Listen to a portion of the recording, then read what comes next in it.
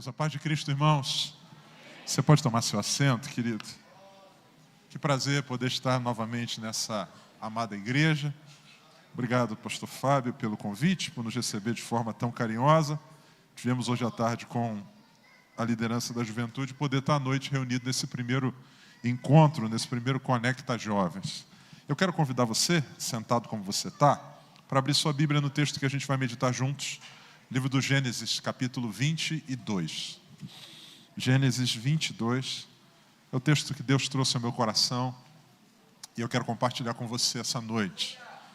É uma passagem bastante conhecida, mas uma palavra de Deus para nós essa noite.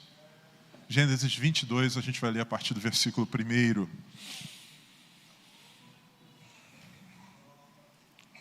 A palavra do Senhor diz assim: aconteceu depois dessas coisas que tentou Deus Abraão. Ele disse: Abraão, e ele disse: eis-me aqui. E disse: toma agora o teu filho, o teu único filho Isaque, a quem amas, e vai-te à terra de Moriá. Oferece-o ali em holocausto sobre uma das montanhas que eu te mostrarei. Então se levantou Abraão pela manhã de madrugada, albardou seu jumento, tomou consigo 2 dos seus moços e Isaque seu filho, e fendeu lenha para o holocausto, e levantando-se foi ao lugar que Deus lhe dissera. Ao terceiro dia levantou Abraão os seus olhos, e viu o lugar de longe, e disse Abraão aos seus moços: ficai-vos aqui com o jumento, e eu e o moço iremos até ali, e havendo adorado, tornaremos a vós. Tomou Abraão a lenha do holocausto, e pô-la sobre Isaque seu filho, e ele tomou o fogo e o cutelo na sua mão, e ambos foram juntos. Então falou Isaque a Abraão, seu pai, e disse: meu pai. Ele disse: eis-me aqui, meu filho. Ele disse: está aqui o fogo e a lenha, mas onde está o cordeiro para o holocausto? E disse Abraão: Deus proverá para si o cordeiro, para o holocausto, meu filho. Assim caminharam ambos juntos, e vieram ao lugar que Deus lhe dissera, e edificou Abraão ali um altar, e pôs em ordem a lenha, amarrou a seu filho Isaque, e deitou sobre o altar em cima da lenha. Estendeu Abraão a sua mão e tomou o cutelo para imolar o seu filho. Mas o anjo do Senhor lhe bradou desde os céus e disse: Abraão, Abraão. Ele disse: eis-me aqui. Então disse: não estendas a tua mão sobre o moço, e não lhe faças nada, porquanto agora sei que temes a Deus, e não me negaste o teu filho, o teu único filho. Então levantou Abraão os seus olhos e olhou, e eis um carneiro detrás dele, travado pelas suas pontas num mato. E foi Abraão, e tomou o carneiro, e ofereceu-o em holocausto em lugar de seu filho. E chamou Abraão o nome daquele lugar: o Senhor proverá, de onde se diz até o dia de hoje: no monte do Senhor se proverá. Amém. Louvado seja o Senhor pela sua palavra. Meus queridos, a gente está diante de um dos textos mais conhecidos do Antigo Testamento. Ainda que não a narrativa detalhada, mas pelo menos essa história, ela é comum principalmente para nós que fazemos parte do ambiente de igreja. Esse texto, ele mostra para nós um momento tenso na história de um dos patriarcas, um homem chamado Abraão, e também de seu filho chamado Isaque. A palavra de Deus diz que Abraão aparece para esse homem e faz para ele um pedido, faz para ele uma solicitação. Abraão, eu quero que você me entregue uma oferta. E eu imagino que, num primeiro momento, a mente de Abraão deve ter viajado por possíveis ofertas que seriam interessantes e demonstrariam a gratidão dele a Deus. Carneiros, bois, ovelhas, recursos. Mas Deus faz um pedido que esse pai não esperava e que é pesado demais. Deus diz: eu quero o seu filho, o seu único filho, a quem você ama, o Isaque. Eu quero que você me entregue como oferta. Alguém que esteja aqui, que seja pai como eu, imagina a complexidade do que isso é.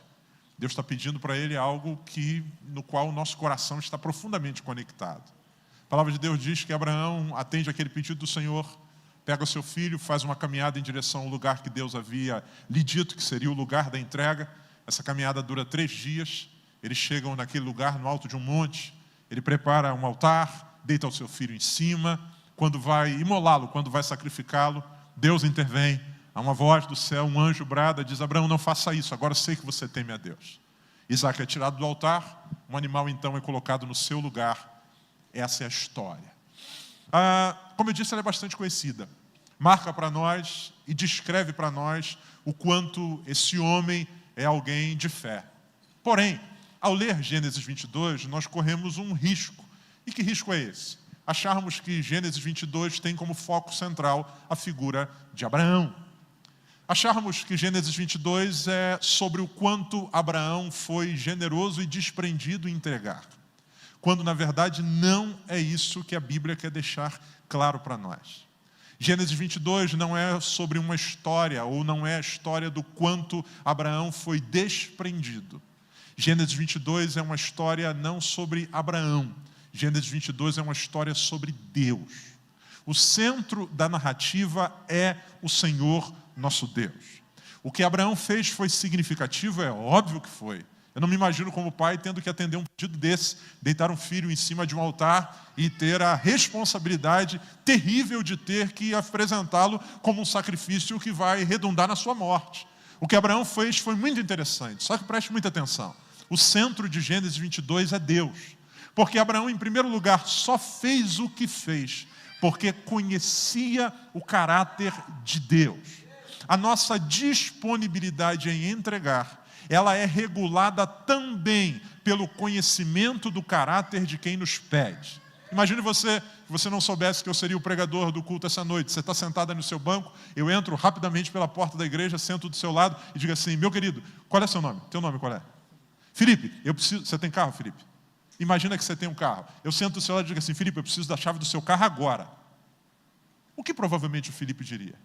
Se tivesse o carro. Pô, peraí, quem é você, cara? Tu vai com esse carro para onde? O que você vai fazer? Que história é essa? Caiu do céu? De onde vem Satanás para querer roubar o meu carro? Agora imagina a mesma cena, trocando apenas o personagem. Imagina que o Felipe está sentado, no banco dele entra o pastor Fábio correndo, senta do lado dele e diz assim: Felipe, eu preciso da chave do seu carro agora. Eu imagino que se o Felipe tivesse o carro, ele diria assim: está aqui, pastor. Por quê? O pedido é o mesmo. A necessidade é a mesma. A solicitação é a mesma.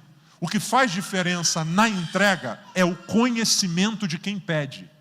Porque foi alguém conhecido, que se sabe do caráter, a gente não titubeia em entregar. Abraão só fez o que fez porque sabia quem estava lhe pedindo. Na Epístola aos Hebreus, o autor da Epístola aos Hebreus diz que Abraão cria que Deus poderia ressuscitar até mesmo Isaque dos mortos. Ele conhecia o caráter de Deus. O que pavimenta a história ou o trajeto para Abraão até essa entrega é o conhecimento do caráter de Deus. Segundo lugar, Abraão sabe que só tem o que tem porque foi Deus que lhe concedeu. O que Deus pediu para Abraão foi algo complicado, só que Abraão só tinha aquilo que tinha por um processo que não dependeu da sua vontade. Abraão tem o Isaque, a quem ele ama muito, só que Abraão sabe que Isaque não é fruto da sua vontade. Abraão tinha muito desejo de ter um filho, mas não podia de forma natural. Sua esposa, ela era estéril. E quando ela entra no período em que não pode mais gerar, Deus vem então com sua promessa. Então Abraão só entregou, porque sabia o caráter de quem estava lhe pedindo. E Abraão só entregou o que entregou, porque sabia que o que tinha nas mãos só tinha porque Deus havia lhe dado. Logo, o centro dessa história é o Senhor nosso Deus. Não à toa, quando Abraão termina esse processo, ele diz assim: esse lugar vai receber um nome. E sabe qual é o nome que Abraão dá para aquele lugar? O Senhor proverá. Aquele monte do sacrifício não fica conhecido como o lugar que Abraão entregou. Aquele monte não fica conhecido como um monte onde Isaque sobreviveu. Aquele não é um monte de Abraão, aquele não é um monte de Isaque, aquele não é um monte do sacrifício. Aquele lugar, até os dias em que esse texto foi escrito, a Bíblia diz no verso 14 que nós lemos, se conhece esse lugar até o dia de hoje como o monte do Senhor se proverá. Então o centro dessa história é Deus. Deus e a sua provisão. O que Abraão viveu aqui é resultado do conhecimento do caráter de Deus, da sua gratidão pelo que Deus fez e da certeza de que Deus é um Deus que provê. E é isso que fica claro nesse texto. Essa história não termina com uma fatalidade, com um moço morto em cima de um altar, porque Deus intervém trazendo a sua provisão. Não à toa, a fala de Abraão é: esse lugar vai ser conhecido como Jeová Jiré, o Senhor que provê. E é sobre isso que eu queria falar hoje com vocês. Essa é a palavra que Deus trouxe ao meu coração. Eu queria falar com vocês hoje sobre a provisão de Deus. Por quê? Nós estamos num início de ano. Eu imagino que você, assim como eu, tenha muitos sonhos, desejos e anseios para esse ano de 2025.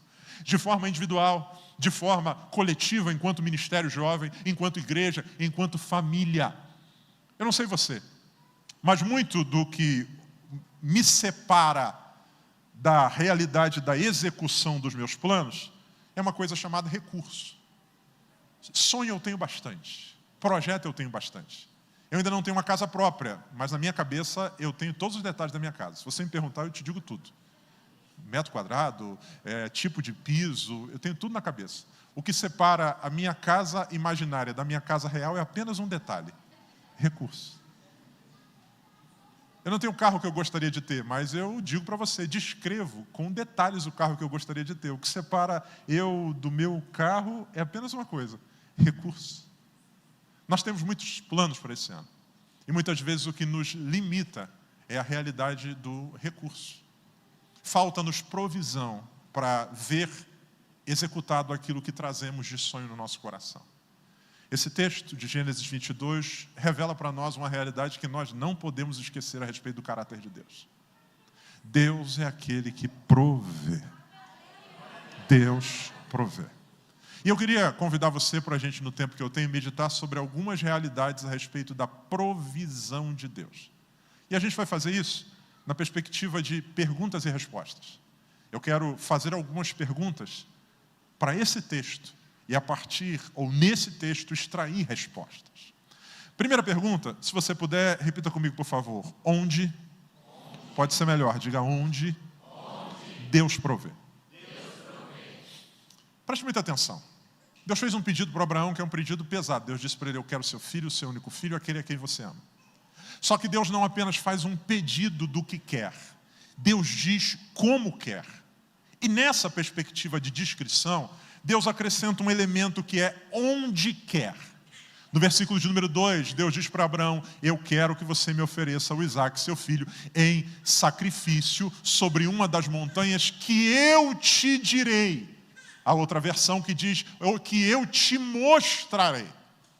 Preste muita atenção. Deus está pedindo de Abraão uma coisa muito pesada, difícil, complexa de ser entregue, que ele nunca havia pedido para ninguém: o seu filho, o seu único filho a quem você ama.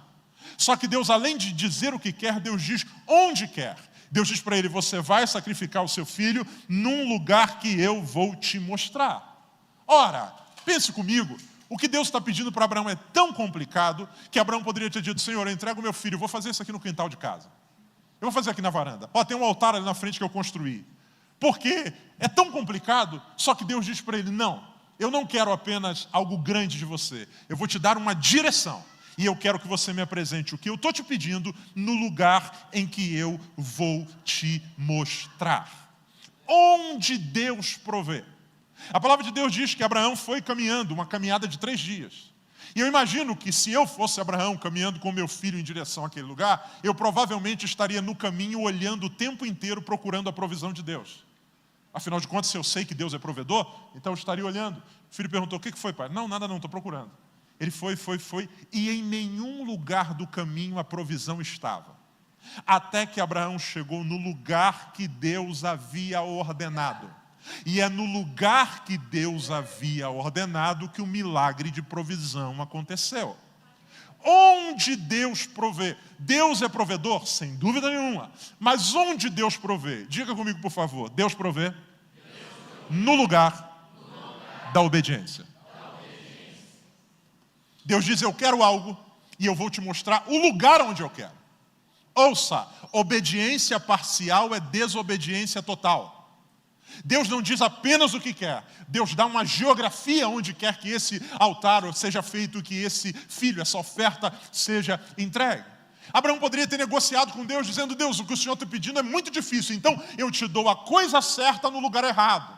Senhor, eu te dou o que o Senhor está me pedindo, mas eu não vou até esse lugar. Senhor, vai ser muito complicado entregar o meu filho e ainda ter que fazer uma caminhada às cegas por sei lá quantos dias que eu vou caminhar. Só que Deus exige desse homem obediência total. Não é apenas o que eu quero, é onde eu quero. Ouça, por favor, alguns de nós não estão desfrutando provisão de Deus. Não é porque Deus não tenha provisão, não é porque Deus não queira abençoar, não é porque Deus mudou os seus propósitos, é porque nós não estamos onde deveríamos estar. E estamos negociando com Deus a nossa obediência parcial. Senhor, eu sei que o que o Senhor está pedindo de mim é muito grande, e o Senhor está mandando eu entregar isso lá. Senhor, eu entrego o que o Senhor quer, mas lá eu não vou. E Deus não brinca com obediência. Obediência parcial é desobediência total. Eu trabalho no Ministério de Missões da igreja. E com muita frequência eu encontro pessoas tentando negociar com Deus realidades de obediência. Há dias atrás conversei com um querido irmão e disse: pastor, eu vim aqui trazer uma oferta para o Ministério de Missões. Que bênção, meu querido, Deus te abençoe, vamos estar orando por ti. Ele disse assim: pastor, deixa eu fazer uma coisa para o senhor. Desde adolescente, Deus falou comigo diversas vezes sobre uma chamada que ele tem, num determinado país. Pastor, isso queima no meu coração. Só que assim, pastor, a minha vida é bem complicada, eu tenho muita coisa, eu acabei trabalhando e prosperando em muitas áreas, então eu fiz um acordo com Deus. Eu disse: Deus, eu não vou para esse país, mas eu vou ser o maior ofertante para esse país. O que esse querido irmão está dizendo para Deus é o seguinte: eu não vou até o lugar que o Senhor mandou, mas eu vou dar aquilo que o Senhor está pedindo. Deus diz para Abraão: é o Isaac, no monte que eu vou te mostrar. Deus não negocia obediência. Deus não se impressiona com o quanto que a gente pode simplesmente entregar se não estiver pavimentado sob obediência total.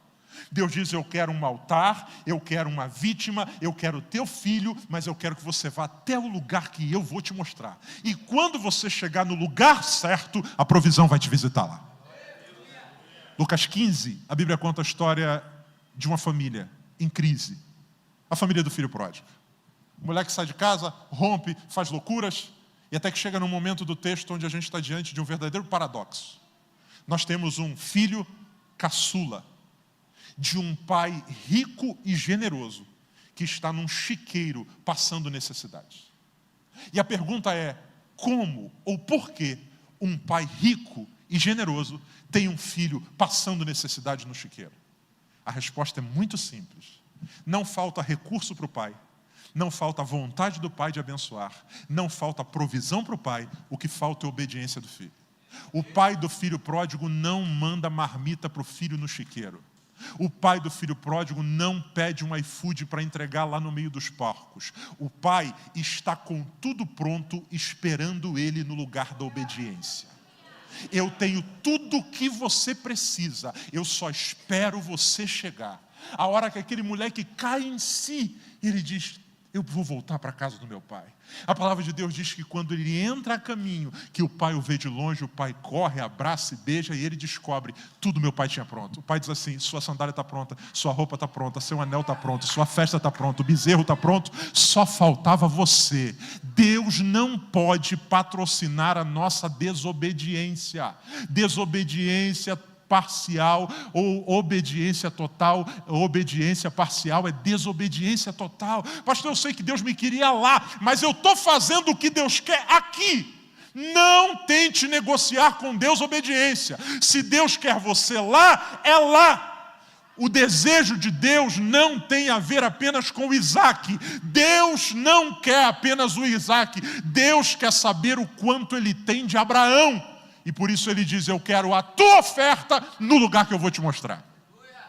Quer desfrutar a provisão de Deus esse ano? Vá para o lugar da obediência. Janeiro de 2025, deixa eu fazer uma pergunta para você. Você está onde deveria estar? No plano de Deus, Deus esperava que você estivesse onde você está hoje? Ou será que você está fora e dizendo: Deus, eu não vou, mas está aqui o meu Isaac. Deus está dizendo: não preciso de Isaac, eu quero...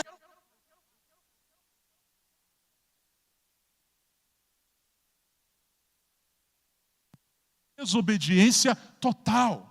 Onde Deus provê? Deus provê no lugar da obediência. Você me entende até aqui? Pode dizer amém? Amém. Segundo, diga comigo, por favor: quando? Pode ser melhor, diga quando? Deus provê. A Bíblia responde. A palavra de Deus diz que o Abraão chegou no alto do monte, e aí o texto vai descrevendo para nós, do versículo de número 10, uma cena tensa. Tem como colocar para mim na tela? Verso de número 10 de Gênesis capítulo 22. Volta para mim o verso 9. E vieram ao lugar que Deus lhe dissera. Chegou no lugar da obediência. Edificou Abraão um altar, pôs em ordem a lenha, amarrou Isaque, deitou sobre o altar, estendeu a sua mão e tomou o cutelo para o imolar. Onde Deus provê? No lugar da obediência. Segundo, quando Deus provê? O Abraão pega o seu filho e vai caminhando em direção até o lugar que Deus estabeleceu. Ele chega lá no alto do monte. A palavra de Deus diz que, chegando lá, ele arma o altar. Constrói o altar, edifica o altar. E sabe o que aconteceu? Nada. A palavra de Deus diz que ele coloca lenha sobre o altar. E sabe o que aconteceu? Nada. A palavra de Deus diz que ele amarra o Isaque. E sabe o que aconteceu? Nada. A Bíblia diz que ele deitou o Isaque. E sabe o que aconteceu? Nada. A Bíblia diz que ele pegou o cutelo. E sabe o que aconteceu? Nada. A Bíblia diz que ele levantou o cutelo. E sabe o que aconteceu? Nada. A Bíblia diz que quando ele foi baixar o cutelo, Deus intervém. Abraão. Quando Deus provê. Diga comigo, por favor. Deus provê no momento exato da maior necessidade. Você acha que Deus resolveu aquele problema naquela hora ou Deus já tinha um plano? Você acha que Deus de repente estava meio distraído, um anjo falou assim, Senhor, Abraão vai matar. Ih, rapaz, caramba, esqueci dele. Foi isso? Deus já tinha tudo pronto. Mas por que Deus deixa no último minuto para fazer? Eu não sei na sua vida, mas na minha vida, normalmente Deus demora um tempão para fazer as coisas de repente. É assim com você também? Deus promete um negócio, demora 20 anos para cumprir. Quando Ele resolve para fazer, em um dia resolve tudo. Por que Deus demora um tempão para fazer as coisas de repente? Porque Deus espera o momento da maior necessidade. Sabe por quê? Para que não haja dúvidas de que foi Deus que fez. Se Abraão encontrasse um cabrito no meio do caminho, a gente poderia chamar isso de coincidência. Se o cabrito aparecesse enquanto ele amarrasse a lenha, poderia dizer, Abraão foi um cara muito prevenido. Agora, imagina a cabeça de Isaque. Isaque deita-se sobre o altar, vê o pai levantando a faca, e quando o pai vai descer, ele ouve uma voz. A única história possível a ser contada é, foi Deus. Quando Deus provê no momento da maior necessidade. Ouça, confie na provisão de Deus. Pastor, se Deus não fizer alguma coisa até fevereiro, vai dar tudo errado. Deus provê no momento da maior necessidade, para que a glória seja dele, não nós. Deixa eu contar um testemunho para vocês. Nós temos um projeto nosso social lá em Londrina, o Projeto Lucas. Nós atendemos crianças numa comunidade carente. Eu me lembro, fazia pouco tempo que a gente tinha aberto o projeto, trabalhando com as crianças. Eu cheguei um dia no projeto de manhã, era por volta de 9 horas da manhã. A irmã que trabalhava com a gente servindo lanche para as crianças me encontrou e disse, pastor, tudo bem? Pastor, deixa eu te falar, a bolacha, o biscoito que a gente serve aqui para as crianças no lanche, está acabando, só tem para hoje. Eu falei, fica tranquila, vamos comprar, para amanhã vai estar tudo certo. Terminei de falar com ela, entrei, encontrei a menina que trabalhava lá no administrativo, falei para ela, filha, a irmã acabou de falar para mim que a bolacha está acabando, só tem hoje, tem que comprar para amanhã. Ela disse assim, não, pastor, ela já falou para mim. Falei, então tá bom, vamos comprar. Ela disse assim, eu sei, só tem um problema, nós não temos dinheiro. Falei, não tem dinheiro? Não tem. Projeto sobrevive de doações, não tem dinheiro? Não tem. Falei, rapaz, e agora, o que a gente vai fazer? Amanhã as crianças vêm para cá cedo, não tem o que servir para elas. Para muitos, o lanche que a gente servia era a única refeição que eles tinham. Eu lembro que eu fui para um canto e falei, Deus, isso aqui não é meu, isso aqui é teu. Tu és o Deus de toda a provisão e eu creio na tua provisão. Isso era por volta já de 9h30 da manhã. E fiquei confiando que Deus ia fazer alguma coisa, porque o projeto não tinha dinheiro, eu também não tinha. O tempo foi passando, era 9h30, quando eu fiz minha oração, deu 10h30, 11h30, meio-dia e meia, 1h30, 2h30, 3h30, 4h30, 4h30, 4h35 talvez. O projeto fecha às 6h. Eu estava saindo da sala, no que eu olhei, vi uma cena curiosa. Olhei para o portão do projeto, tinha um carro, um C4 Palas preto, com 2 rodas em cima da calçada. Eu estou numa comunidade carente, eu falei, meu Deus, é assalto, roubo, sei lá o que é, deixa eu correr lá para pelo menos proteger as crianças. No que eu fui me aproximando da porta para ver aquela cena, um carro preto, todo filmado, fechado em cima da calçada, no que eu fui me aproximando, abaixou o vidro e eu vi uma figura conhecida. Era um irmão da igreja que é mecânico, trabalha com manutenção de câmbio dentro do carro. Falei, ô varão, ô pastor, tudo bem? Falei, o que eu vi, cara? Falei, pastor, nem te conto. Pastor, eu trabalhei o final de semana inteiro preparando esse carro para o cliente, porque ele vai viajar, me pediu urgência, e eu saí com o carro só para dar uma volta, a oficina dele fica perto do projeto, para dar uma volta, para entregar, ligar para o cliente, vir buscar que o carro está pronto. Pastor, o carro está zero, troquei, fiz tudo. No que eu passei, que eu estava passando aqui na frente do projeto, o câmbio travou, só deu tempo de eu jogar em cima da calçada, desculpa até por ter parado aqui. Falei, rapaz, que luta. E aí, o que você... Falei, não sei, eu trabalhei o final de semana inteiro nesse carro, ia só dar uma volta para entregar para o cliente, o carro travou aqui na frente do projeto. Falei, meu amigo, Deus te abençoe, te dê graça aí para descobrir o problema. Falei, vou ter que entrar em contato com o cliente e tal. Nisso que eu terminei de falar com ele, que eu virei as costas para entrar, ele falou, pastor. Falei, sim, pastor, vem aqui. Falei, pastor, isso aqui está muito estranho, né? Eu falei, como assim? Ele falou, pastor, eu trabalhei o final de semana inteiro nesse carro, eu sei que o carro estava funcionando, eu peguei só para dar uma volta. De todos os lugares que eu passei, o carro parou exatamente na frente do projeto. Pastor, isso está estranho. Vocês estão precisando de alguma coisa? Eu falei para ele, meu irmão, já que você perguntou...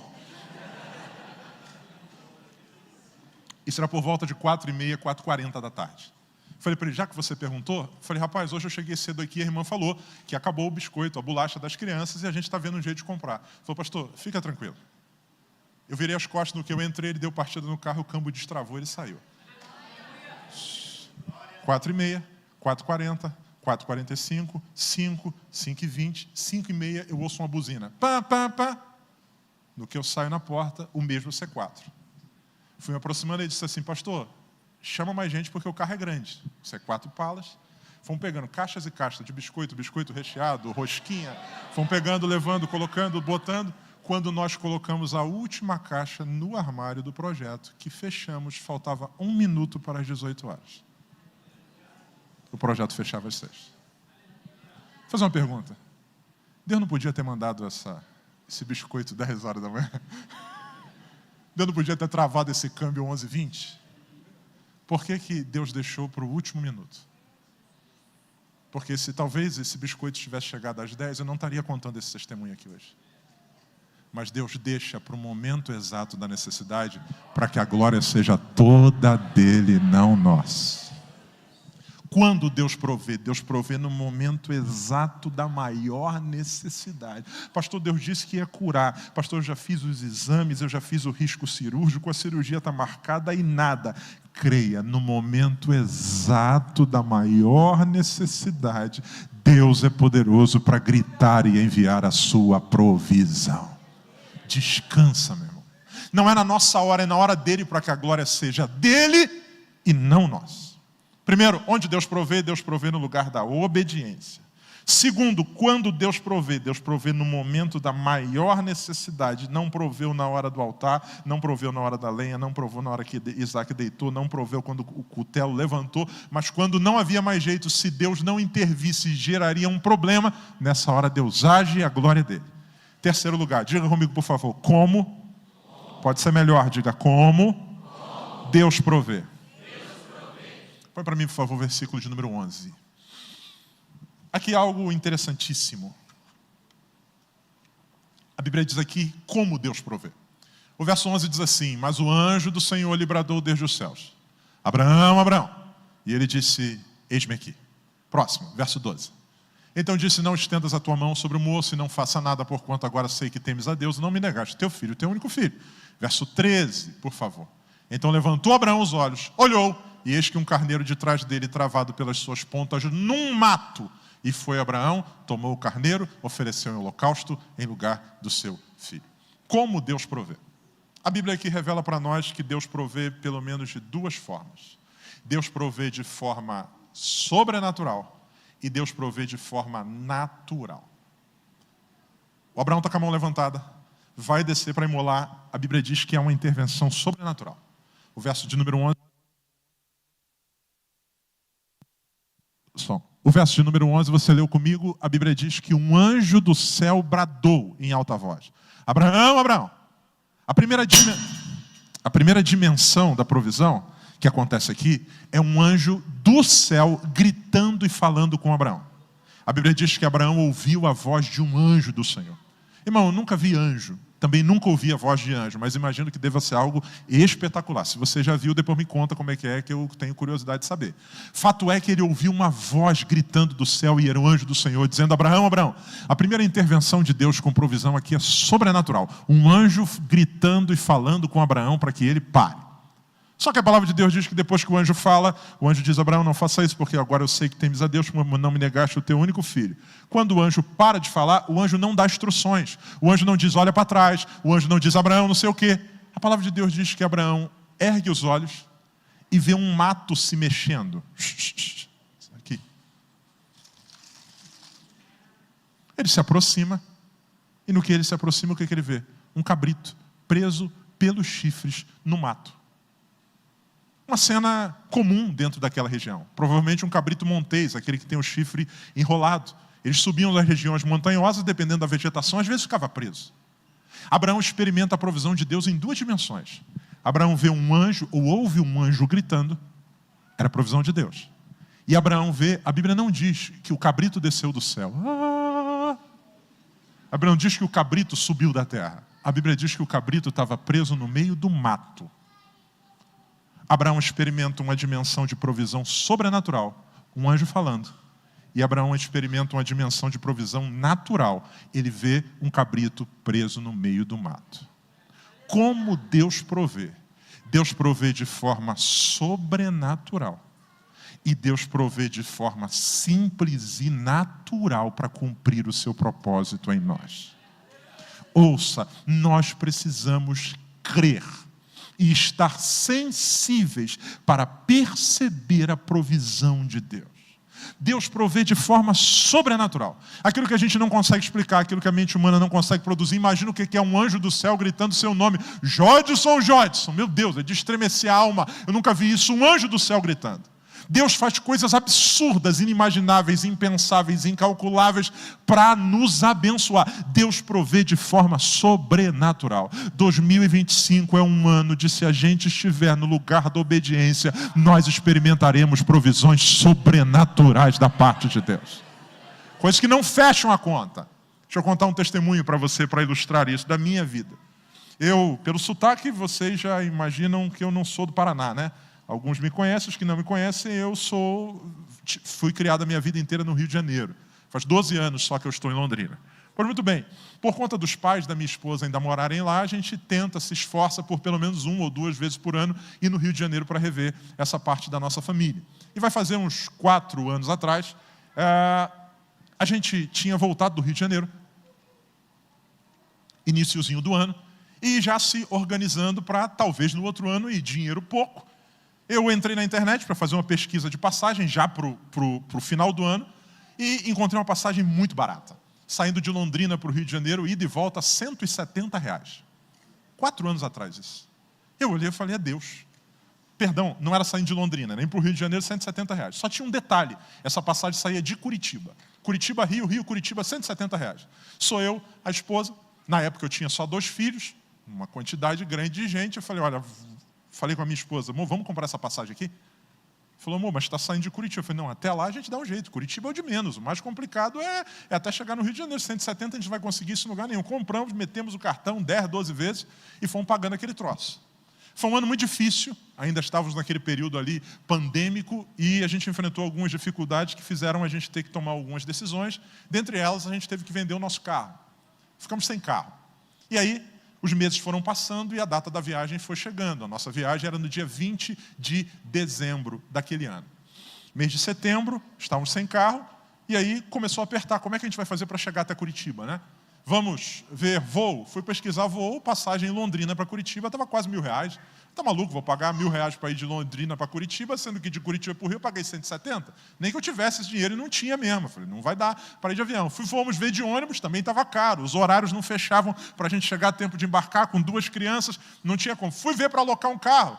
Só que os caras cobravam. Se eu deixasse o carro lá ou se eu entregasse o carro em Curitiba, cobrava quilometragem para voltar para Londrina. Nós chegamos numa situação onde eu estava diante de um dilema. Eu tinha uma passagem comprada de Curitiba para o Rio, mas não tinha condições de chegar de Londrina até Curitiba. Não tinha dinheiro, não tinha possibilidade. O tempo foi apertando, era setembro, depois outubro, depois novembro, início de dezembro. Minha esposa disse para mim, amor, o que a gente vai fazer? Eu falei, meu bem, não sei, eu quero muito ir, mas a gente não tem, dá para fazer uma loucura, não tem como chegar até lá. Eu lembro que era uma quinta-feira, dia 8 de dezembro, eu falei com ela, vamos orar. Eu creio que Deus pode prover para nós, não sei como. Fui para o culto de quinta-feira, estou no culto, meu telefone toca, ou melhor, eu recebo uma mensagem, não abri na hora do culto, no final do culto abro a mensagem estava escrita assim, o código 43, lá de Londrina, uma foto de uma pessoa que eu não conhecia, a mensagem dizia, pastor, quero que você faça o meu casamento. Eu, às vezes, sou muito objetivo, muito direto, respondi, não faço casamento de quem eu não conheço, Deus abençoe. Só que ele deu uma réplica. Ele falou assim, pastor, o senhor não nos conhece, mas nós nos conhecemos, será que a gente pode conversar? Falei para ele, então tá bom, queridão, amanhã a gente marca. Marquei um horário, à tarde na igreja, na sexta-feira isso, veio ele e a noiva. Chegaram sentados na minha frente, na sala que eu atendo lá na igreja, disseram, pastor, o senhor não lembra de nós, mas a sua vida nos abençoou demais. E aí começaram a contar uma série de eventos da vida deles, da família, que por graça Deus tinha me usado com palavras para poder, de alguma maneira, contribuir para que eles discernissem a voz de Deus. Enfim, era muita coisa que eu sequer fazia ideia. Eles foram falando e se emocionando, e eu também me senti tocado por aquilo e grato a Deus. Chegou um determinado momento que eles falaram assim, pastor, será que o senhor poderia fazer o nosso casamento? Eu falei, meu irmão, eu faço sim. Quando é que vai ser teu casamento? Ele falou, pastor, dia 22 de dezembro. Eu falei, temos um problema. Queria fazer, mas não posso. 22 de dezembro do ano que vem? Não, desse ano. Então não dá. Falei, queridão, eu até queria, me dispus a fazer teu casamento, só tem um problema. Eu tenho uma viagem para o Rio de Janeiro, dia 20 de dezembro, teu casamento é 22. Ele disse, pastor, então vai dar certinho. Eu falei, por quê? Nós vamos nos casar no Rio de Janeiro. Eu falei, Rio de Janeiro? Eu falei, pô, mas vocês não são de Londrina? Sim, pastor, nós somos de Londrina, nossa família daqui, só que nós nos conhecemos em Búzios, no Rio de Janeiro. E o nosso desejo era nos casar no lugar onde nós nos conhecemos. A gente, por conta da pandemia, teve dificuldade de fechar a pousada que a gente queria. O pessoal deu a resposta. Esses dias a gente falou, a primeira pessoa que a gente quer falar é com o pastor Jodes. Então, pastor, o senhor pode fazer o nosso casamento? Eu falei, meu irmão, deixa eu te contar a minha situação. Eu falei, olha só, eu tenho uma passagem que eu comprei no início do ano, saindo de Curitiba. Eu fui falando, no meio da conversa, ele falou, pastor, está muito complicado. Eu falei, eu sei, eu estou lidando com isso desde o início do ano. Ele falou, pastor, faz o seguinte, esquece essa passagem. Nós vamos comprar para o senhor uma passagem para o senhor e para a sua família saindo de Londrina para o Rio de Janeiro e do Rio de Janeiro para Londrina. O senhor manda para mim a companhia que o senhor quer, o senhor manda para mim o horário que o senhor quer, o senhor manda para mim o voo que o senhor quer, que a gente vai providenciar isso. Tá bom. Ele falou assim, pastor, o senhor ia ficar quantos dias no Rio de Janeiro? Eu falei, 10 dias. Então tá bom. Pastor, 10 dias vai ter o nosso casamento é em Búzios. É um pouco distante. Vamos fazer o seguinte, pastor, eu vou alocar um carro para o senhor fica com esse carro de 10 dias para o senhor poder se deslocar lá no Rio, você e sua família. Ok? Falei, ok. Ele falou, pastor, mas aí tem o custo, né, do combustível. Então eu vou depositar também um valor para o senhor, que é aí para arcar com as despesas do combustível.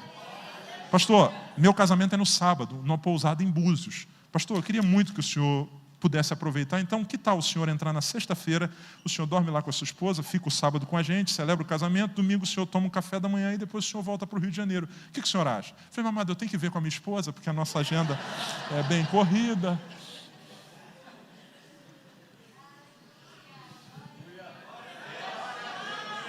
Deus provê.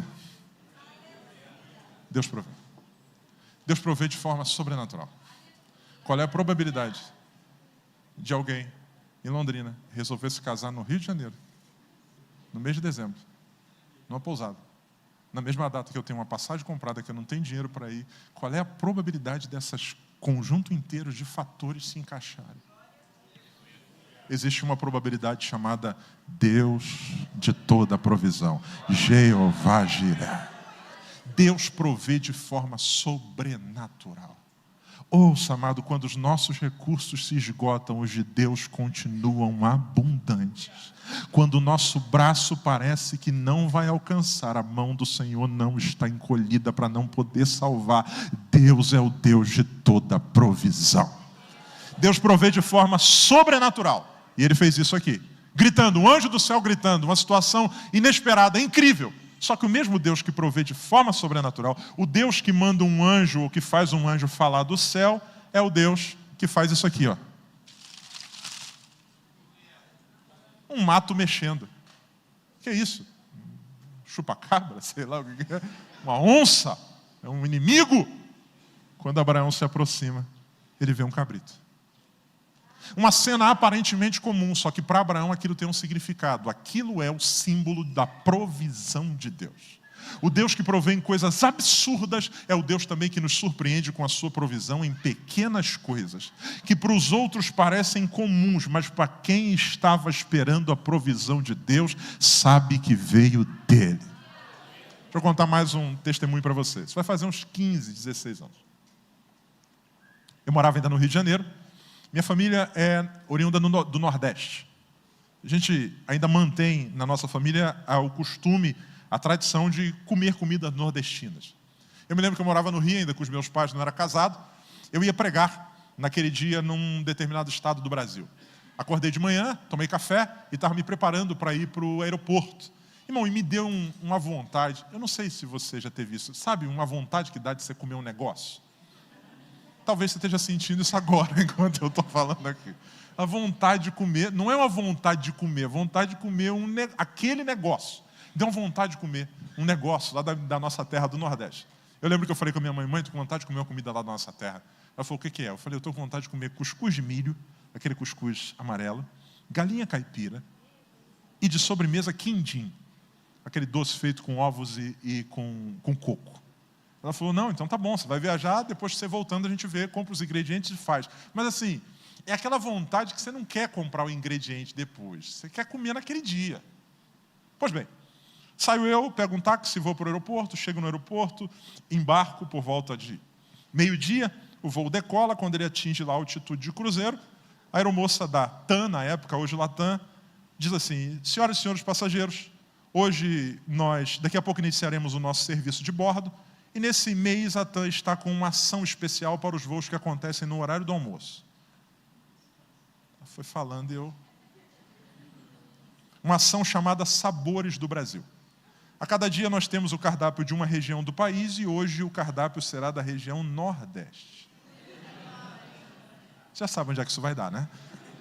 O nosso cardápio hoje será cuscuz de milho, galinha caipira e de sobremesa quindim. Irmão, até hoje eu estava sentado aqui no corredor, tinha uma poltrona vazia, um cara sentado na janela. Até hoje eu fico pensando o que aquele cara pensou. Que quando a mulher disse isso, eu fiz, yes! Ele olhou para mim. Falei, cara, esse cara deve ser um morro de fome. A mulher veio servindo. E aí no que ela chegou, colocou aquela bandejinha. Quando ela colocou na minha frente, eu estou olhando o cara de rabo de olho e ele assim. Eu peguei o cuscuz, irmão. Sabe os farelinhos que caem? A galinha caipira, o ossinho, o quindim. Tinha hora que eu olhava e ele estava assim. Imagina aquele cara, eu nunca vi alguém tão esfomeado assim. Provavelmente para aquela aeromoça, para o piloto, para o cara sentado do meu lado e para todos os outros passageiros. Para quem fez aquela comida, para a empresa que entregou no avião, aquilo era uma coisa normal. Mas para mim, aquilo era o significado de que Deus provê nas mínimas coisas da minha vida. Deus provê de forma sobrenatural. O Deus que manda anjo dos céus é o Deus que também esconde cabritos no meio do mato para a gente encontrar. E a gente precisa enxergar a provisão de Deus nas mínimas coisas. Faz uns meses atrás, uma querida irmã no culto de oração lá da igreja pediu para contar um testemunho. Foi dada a oportunidade a ela, disse, irmãos, eu queria contar um testemunho do que aconteceu domingo passado. Nós temos culto lá na igreja no período da manhã e no período da noite. Ela disse que acordou cedo para poder ir no culto da manhã, colocou feijão para cozinhar. Nisso que ela está lá, o feijão está cozinhando, ela está ocupada com outras tarefas, alguém chama no portão. Ela achou que fosse uma coisa rápida, foi lá, a conversa se prolongou, a pessoa começou a perguntar uma série de coisas, você já imagina onde é que isso vai dar. Quando ela voltou para dentro, estava um cheiro de queimado, o feijão queimou.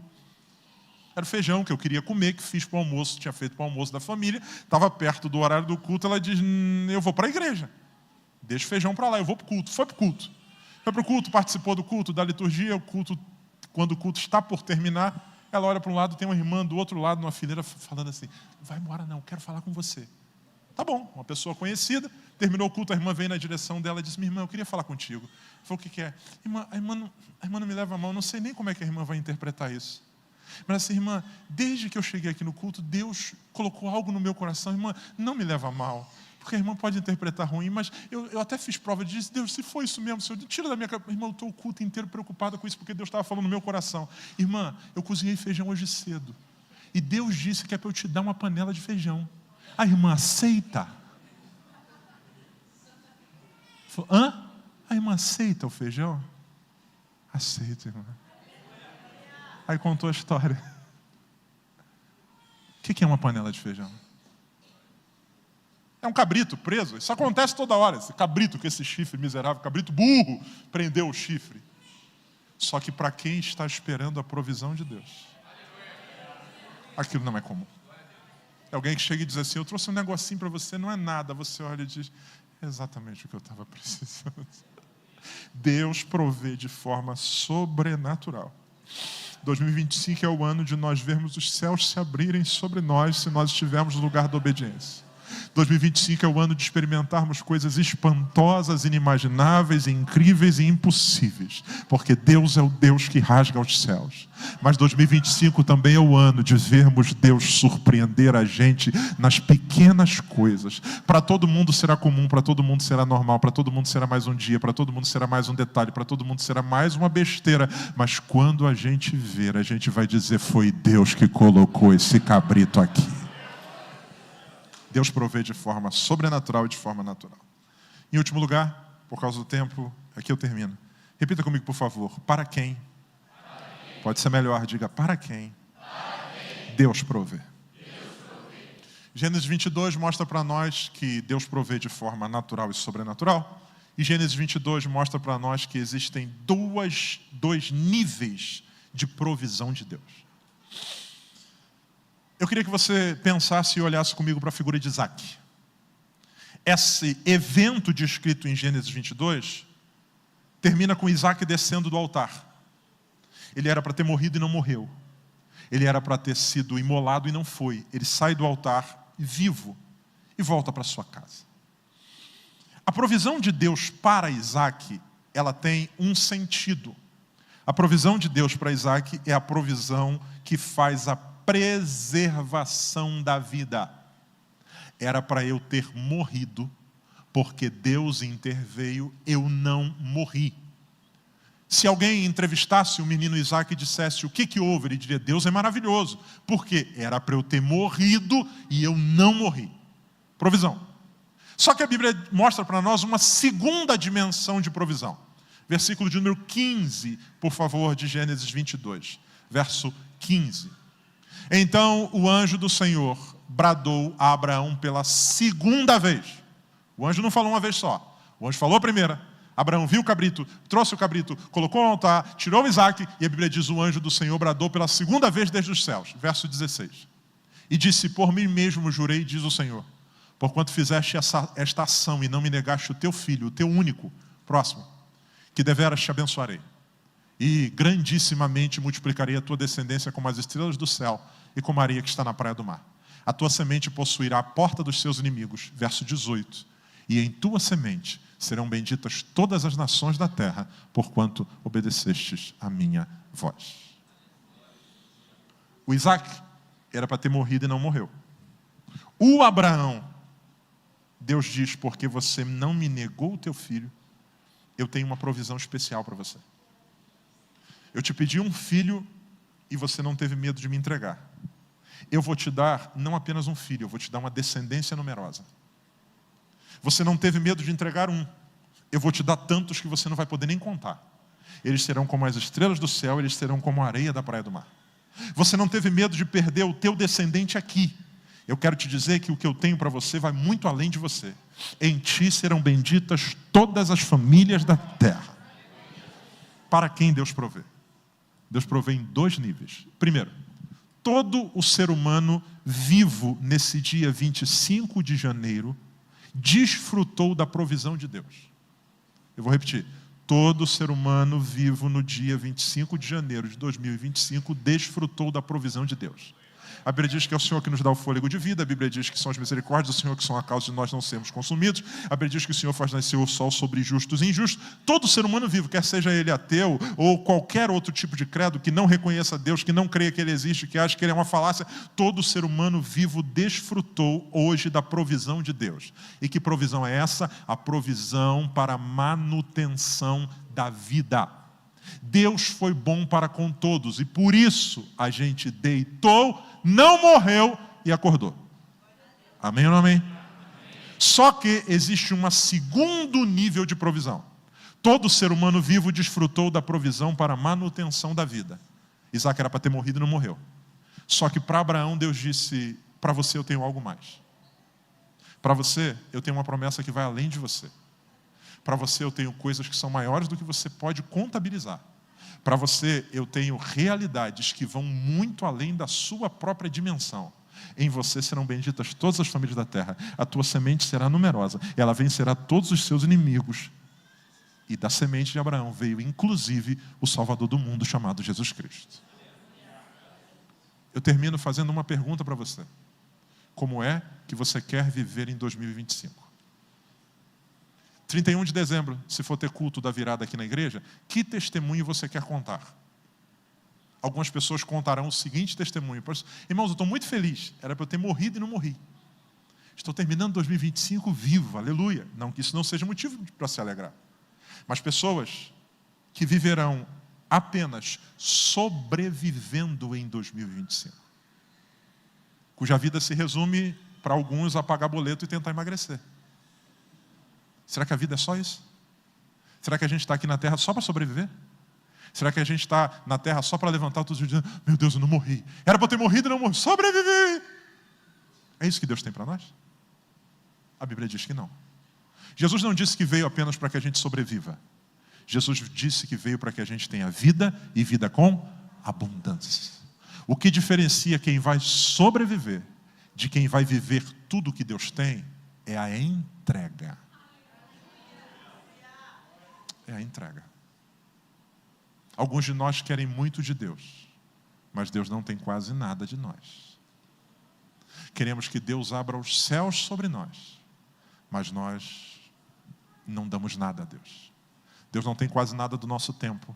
Deus não tem quase nada do nosso recurso. Deus não tem quase nada da nossa devoção. Deus não tem nada da nossa atenção. Deus não tem o tempo da nossa família. Deus não tem quase nada de nós e nós queremos tudo de Deus. Alguns de nós estão lutando para manter o que tem.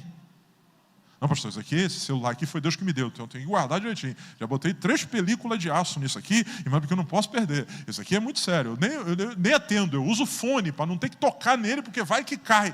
Estamos procurando manter.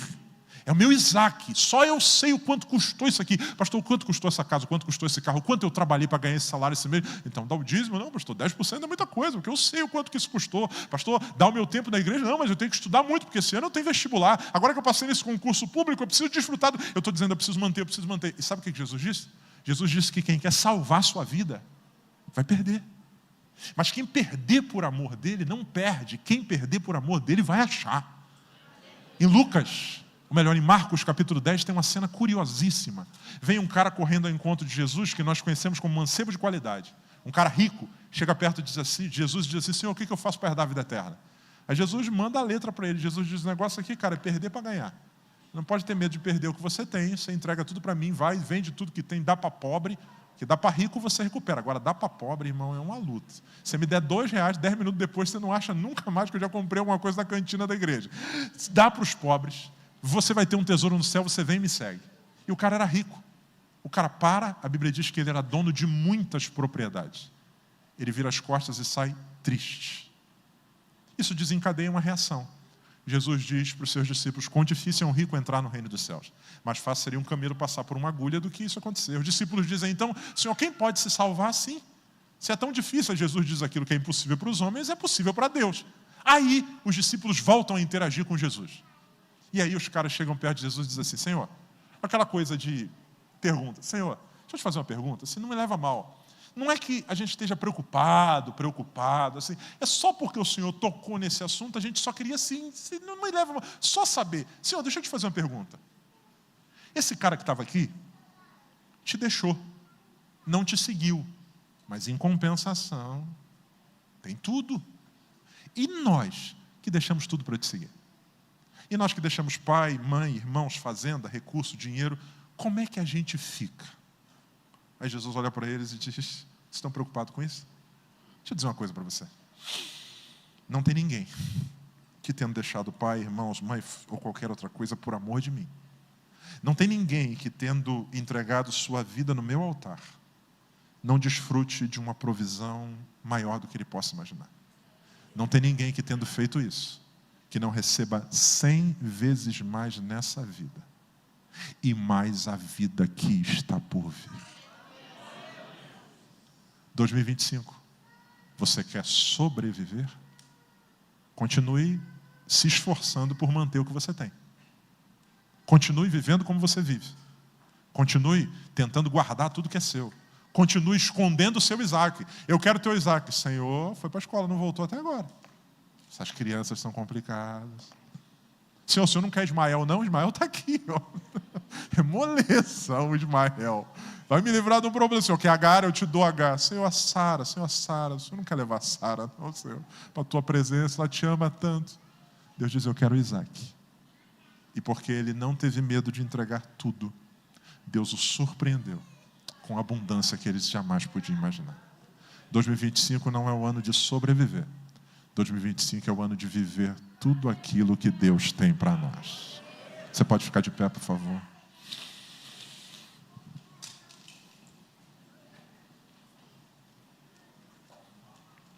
Você pode fechar seus olhos? Eu tenho 2 minutos. Eu quero fazer um convite. Se essa palavra foi para o seu coração. Pastor, Deus falou comigo.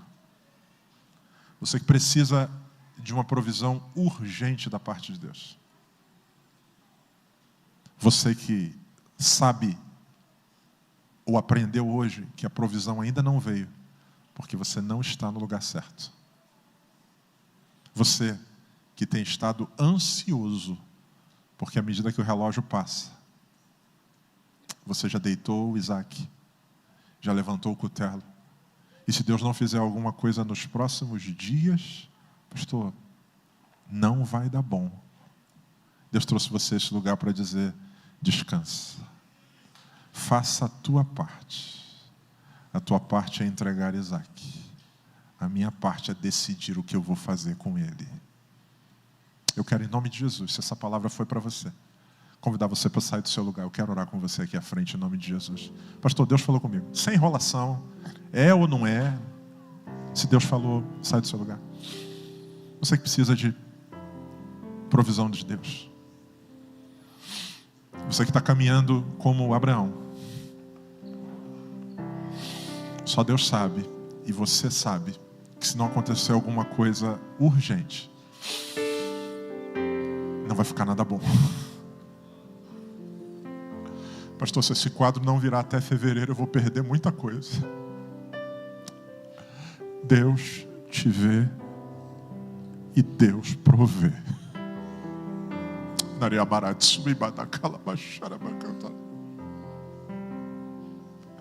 Se não entrar aquele recurso, vai quebrar tudo. Deus te vê e Deus provê. Se o Senhor não me curar, o médico disse que eu vou para quimioterapia. Deus te vê e Deus provê. O que Deus espera de você? Obediência. Vá para onde Ele te mandou ir. Entregue o que Ele te pediu. E creia que não há ninguém que, tendo entregado Isaac, não seja surpreendido por algo muito maior do que Isaac. Vamos orar? Pai querido, em nome de Jesus, Tu estás nesse lugar, Espírito Santo.